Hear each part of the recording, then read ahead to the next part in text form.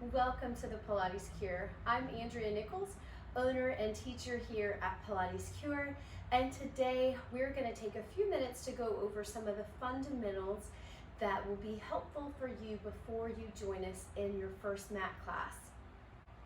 So I want to make sure that you have a small pillow off of your sofa or either a small ball with you today as we get started. The first thing we're going to talk about today is our Pilates box. It is shoulder to shoulder, hip to shoulder, and then hip to hip. We're going to reference that box a lot throughout our practice today. So whenever you hear me say Pilates box, I'm talking about that rectangular shape of those 4 bony landmarks. The second thing I want to mention today is a few movements that our shoulders are capable of: elevation, protraction, retraction, and depression. So right now, I want you to just sit comfortably and lift the shoulders up to the ears. You'll feel your shoulder blades slide up the rib bones and then push them down. So that's our first 2 moves, elevation and depression. From the rear, it looks like this: elevation and depression. You'll feel your shoulder blades slide up as the shoulders go up, and you'll feel your shoulder blades slide down as the shoulders go down. The next thing I want you to think about with our shoulders is protraction and retraction. Taking the arms straight out in front of you, I want you to reach into the fingertips, separate your shoulder blades, and feel your front collarbone round, and then pull and pinch your shoulder blades together. Feel your ribs pop and separate, and the arms pull back. Protraction, retraction. From the side, protraction, the shoulder blades separate. Retraction, they pull together. From the back, protraction, retraction. I also want to talk about breath while we're sitting here. I want you to take your thumbs and wrap around the base of the rib, or the back of the rib cage, and I want your fingertips to come to the front of the rib cage, and I just want you to take a nice big breath in. And then I want you to exhale out.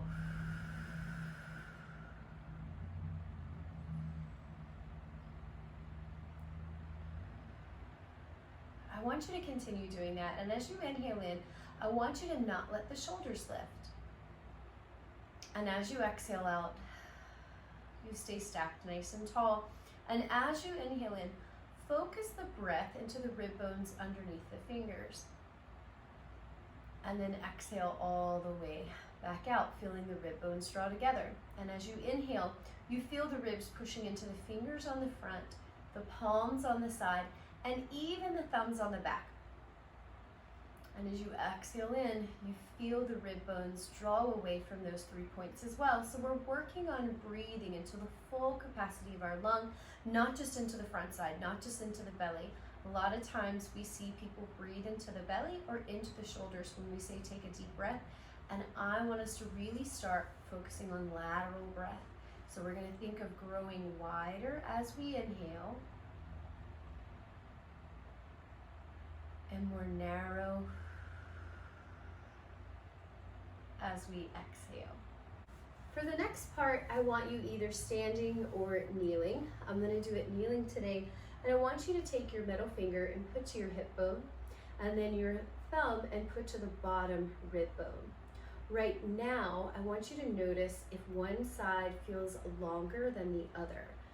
If it does, square it back off so that both distances are the same height. And then I want you to begin to slide the hands around the back and notice if both distant is the same height in the back as well. We're going to talk about this later once we get lying down, but we're focused right now on our pelvis and our pelvic alignment. So I want you to think of opening the front body up like you're opening a mouth. The hip points and the rib bones come further apart. On the back, they've come closer together. And then I want you to exhale, come back into your neutral. Now I want you to open the mouth on the back body and think of shortening the front body, and then back to neutral. And again, we're going to inhale and exhale. One last time, we're going to inhale and exhale.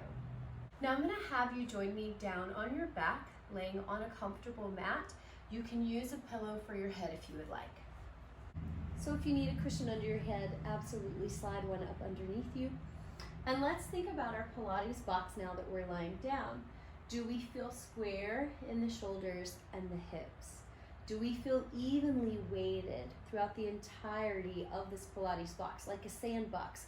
Would all of the sand be evenly distributed, or would one side of your sandbox have a little bit more weight because that corner is dipped down? We want to try to get even distribution across the torso, so throughout our Pilates box. And now before we think about anything else, I just want you to breathe. And I want you to take a nice big inhale. And as you inhale, I want you to see if you can feel your ribs pushing wider against the floor. And then as you exhale out, feel them draw back in. And you're thinking of pulling everything into your midline. One more time, we're going to inhale.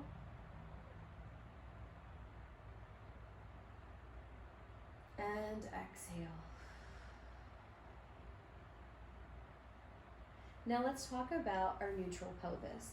So when we're lying down, a lot of times there's a tendency to imprint the low spine. So the hip bones are now lower than the pubic bone.